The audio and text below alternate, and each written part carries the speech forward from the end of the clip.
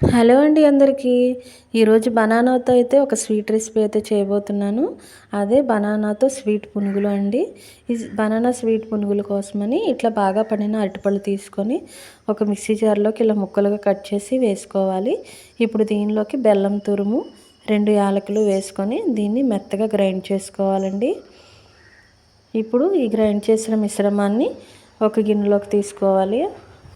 ఇప్పుడు దీనిలోకి 1 కప్పు కొబ్బరి తురుము, 1 కప్పు గోధుమ పిండి, కొంచెం వంట సోడా వేసుకోవాలండి.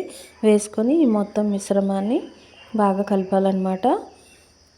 తర్వాత దీన్ని పక్కన పెట్టేసి ఇప్పుడు స్టవ్ మీద ఒక బాణలి పెట్టుకొని దాంట్లో ఆయిల్ వేసి, ఆయిల్ వేడెక్కిన తర్వాత దీనిలోకి మనం కలిపిన పిండి మిశ్రమంతో ఇలా చిన్న చిన్న పునుగుల్లాగా వేసుకోవాలన్నమాట.